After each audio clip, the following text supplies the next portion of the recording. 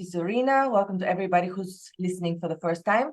Today I'm joined by Irene Riad. She's an organizational and executive coach and also an author with somebody really famous. We're going to hear about her story and how you can help yourself get rid of limiting beliefs, achieve more in your company, achieve success. Could you share with us some tips on how to dig out these inner wisdom wonders? Yes. And in my coaching, I do actually just a lot of that, which is helping the individual notice. I call them the 7. I mean, there may be many more, right. But while we coach, I give some bit of psychoeducation, I call it, so that they understand they have their mind is definitely one of the big wonders, and everybody seems to know that, but they may not know how to use the mind or what is the mind. And I go into my definition of the mind is actually a process.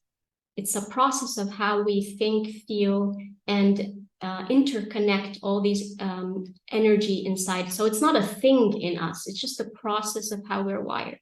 But the 7 are the mind. The body has 4.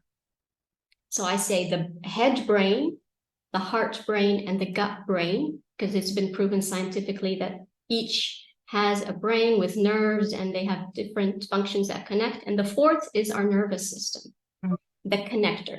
So how they can use that in understanding the messages that come up for them. Then we have the soul. How do people tap into that wisdom that is very much maybe avoided in corporate or in executive? They don't think it has a place. They don't know how to use it, how to connect with it. So mind, body, soul. And then the 7.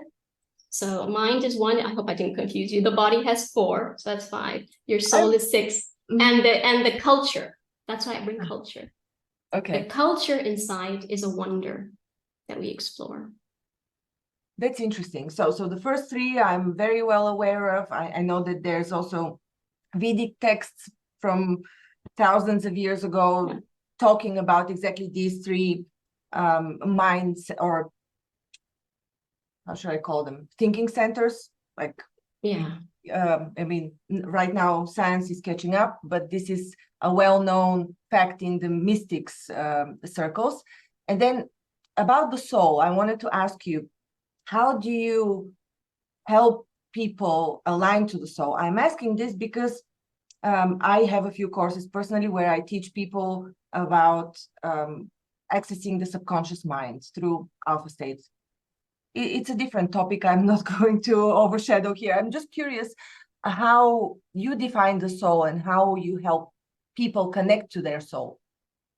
What you just said is very connected to what I'm going to talk about right now. Okay. So I believe we are a soul. So we are not a human. I mean, of course, we are a human being, but we are not that physical. We're a physical manifestation because we're on Earth, but our essence is this much bigger consciousness, which I term also the soul. So how do we connect? It is I use this Jungian process of individuation, which, as you expressed, it starts off with just knowing how we identify currently. How do we identify as the person or persona that we are? Helping that person understand how the ego is part of the psyche.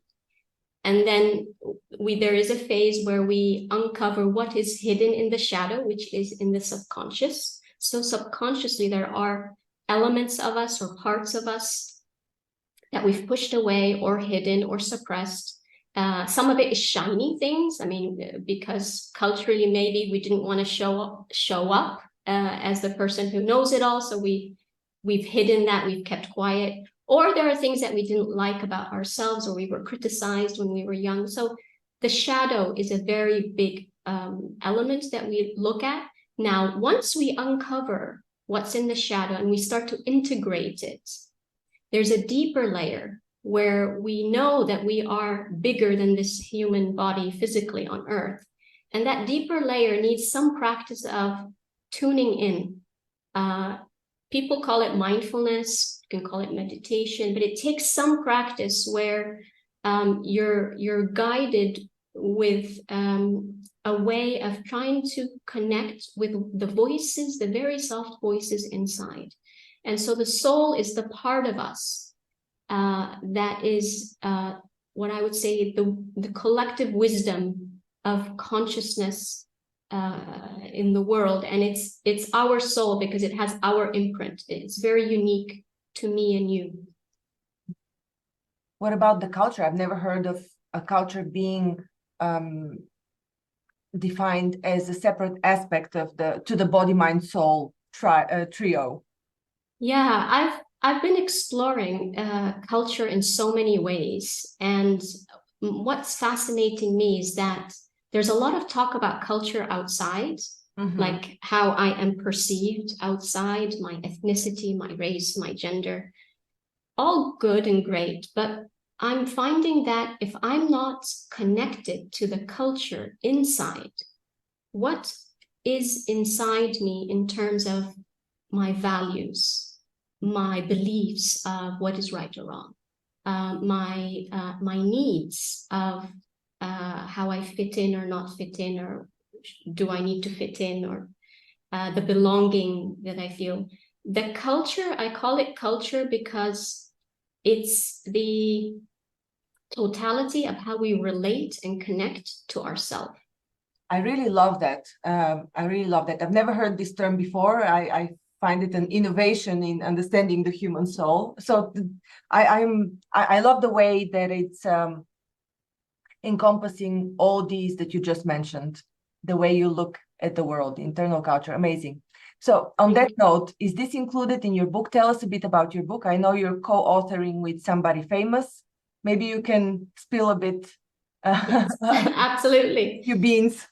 Yes, so I'm co-authoring a book with the legend Brian Tracey.